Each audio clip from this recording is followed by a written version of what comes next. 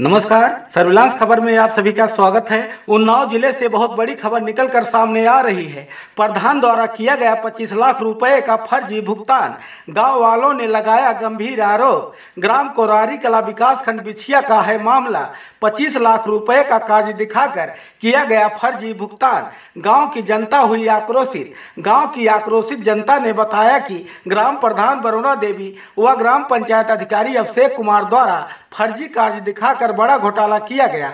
आक्रोशित गांव वालों ने जिलाधिकारी उन्नाव को ज्ञापन भी दिया। देखिए उन्नाव से संवाददाता की यह रिपोर्ट।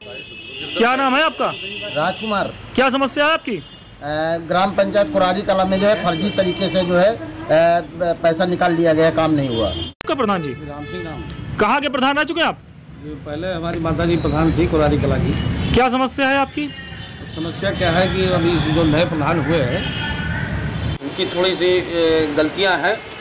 गलतियां ये हैं कि जो काम इस समय नहीं भी हो रहे हैं उनका भी पैसा खाते से निकल रहा है। ऐसा हमारी जानकारी में आया कि एक भवानी खेड़ा विद्यालय में इन्होंने 1,35,000 की मिट्टी डलवाई है, जबकि वहाँ पर मौके पर अभी केवल 5 ही डंपर खड़े हुए हैं और इंटरलॉकिंग का भी उन्होंने दिखाया कि इंटरलॉकिंग भी हो गई है, जबकि वहाँ कोई इंटरलॉकिंग नहीं हुई। दूसरी बड़ी खबर, चुनाव की सरगर्मियां हुई तेज। चुनाव में किसकी बनेगी सरकार, किसके सर पर सजेगा ताज। जनपद उन्नाव सदर विधानसभा सीट पर कई प्रबल दावेदार मैदान में, उन्हीं में से एक पंकज वाजपेयी भी हैं। जब हमारे संवाददाता ने पंकज वाजपेयी से बात की तो उन्होंने क्या कुछ कहा, देखिए उन्नाव से संवाददाता क्षितिज वाजपेयी की यह रिपोर्ट। नाम है?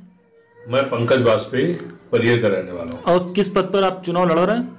मैं सदर विधानसभा 165 में विधायक पद का प्रत्याशी हूँ। अगर आप जीते तो आप यहाँ के लोगों के, उन्नाव के लोगों के लिए क्या क्या कार्य करेंगे?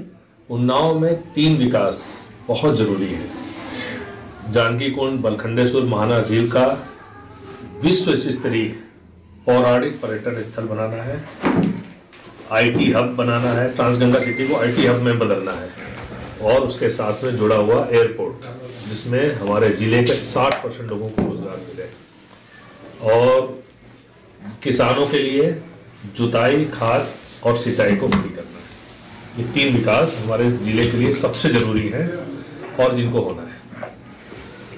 जी जी। और क्या आपके उद्देश्य रहेंगे? यहाँ की गरीबी बहुत है उन्नाव जिले में।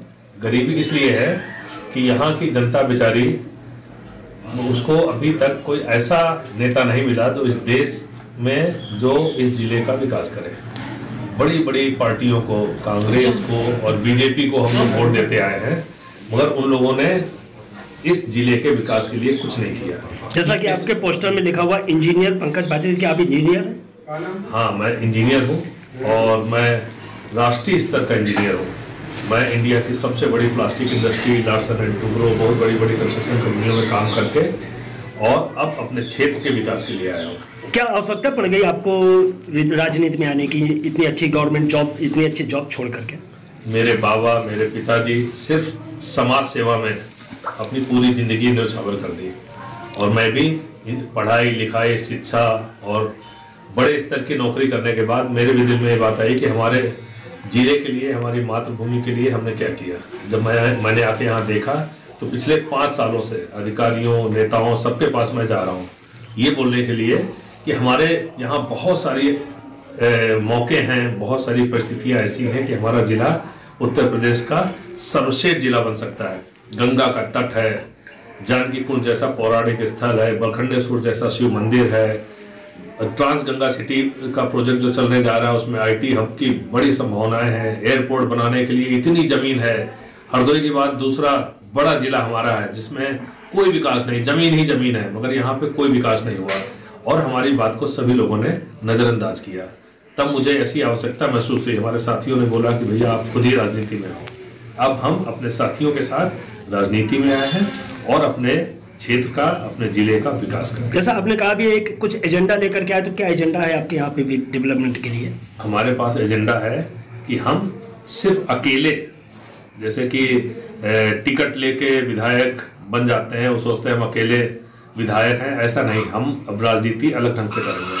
हम हर एक बूथ का एक नेता हमारा होगा और सभी मिलके संगठित रूप से राजनीति करेंगे, अपने देश का विकास करेंगे और हर दबे कुचले पिछड़े गरीब आदमी की सहायता करेंगे और सभी को संपन्नता की तरफ लेके जाएंगे। जैसा आपने कहा अभी कि कुछ विकास के लिए आए हैं, तो कुछ पार्टी आती है कि मैं नाली खड़ंजा रोड बनवाऊंगा, तो आपके एजेंडे में क्या विकास के लिए है?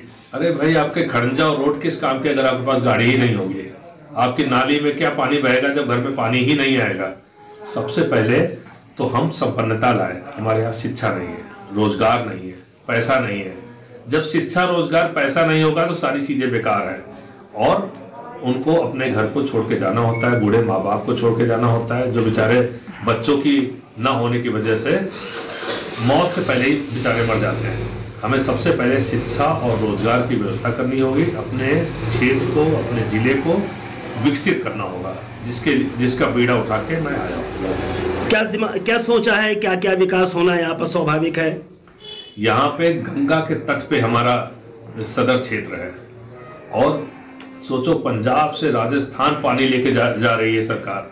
हमारे ही प्रदेश में नदी से बहुत दूर दूर इलाके हैं जहाँ पे सिंचाई में नहर है, बड़े साधन हैं, मगर गंगा के तट पे स्थित होने के बावजूद सिंचाई की वजह से हमारे किसान बेचारे मरे जा रहे हैं। उसके बाद गाय, नीलगाय की वजह से वो कोई दूसरा धंधा नहीं कर पाते, खेत में भी कोई अच्छी फसल नहीं बो पाते हैं, और जबकि बड़ी छोटी सी समस्या है, आराम से इसको हल किया जा सकता है, मगर सरकार कोई ध्यान नहीं दे रही है। सरकार ध्यान कैसे देगी जब उसके पास बजट होगा या पैसा होगा? क्या आपके पास कोई कार्य योजना है इस बारे में?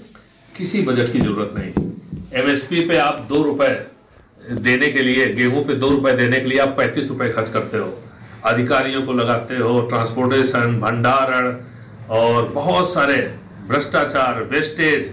अरे मैं तो कहता हूं जब सबके खाते सरकार के पास है तो क्यों ना खाते में डायरेक्ट पैसा दो।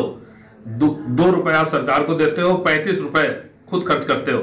मैं तो कहता हूं सरकार केवल 8 रुपए का खर्चा आता है जुताई, खाद और सिंचाई में। आप पर एकड़ के हिसाब से सेट करके 1 किलो गेहूं के हिसाब से आप 8 रुपए किसान के खाते में डायरेक्ट डाल दो, सारे पैसे बच जाएंगे सरकार के। और जो बचेंगे पैसे उससे दूसरे विकास करो, एयरपोर्ट बनाओ, हमारा पर्यटन स्थल बनाओ विश्व स्तरीय। पब्लिक के दिमाग में एक बहुत बड़ा क्वेश्चन उभर के आता है कि हम अभी तक तो पागल बनते रहे, हम कैसे भरोसा कर ले, कैसे विश्वास आ जाए? इसलिए आप विश्वास करो कि हमारा जो तरीका है राजनीति में आने का और राजनीति करने का, उसमें आपको सिर्फ हमारे पास आने की जरूरत नहीं। मैं एक संगठन बनाऊंगा, हर बूथ का हमारा एक नेता होगा और आप अपने नेता से वो बात करिए। अगर नेता आपकी बात नहीं सुनेगा, हम हर साल सर्वे कराएंगे हर बूथ में। अगर नेता मेरी बात, आपकी बात नहीं सुन रहा है तो मैं नेता को बदल दूंगा और उसको नेता बनूंगा जो बूथ की जनता जिसको बोलेगी। तो नेता को बात सुननी पड़ेगी और हर एक का काम होगा, हर जनता का काम होगा। आपको उम्मीद है कि यह संगठन कामयाब होगा? संगठन जरूर कामयाब होगा, क्योंकि उसमें सभी की भागीदारी होगी, हर इंसान की भागीदारी होगी, और जब आपकी भागीदारी होगी तो आपका सारा काम होगा। बहुत बहुत धन्यवाद पंकज जी, आपने हमारे लिए अपना टाइम दिया।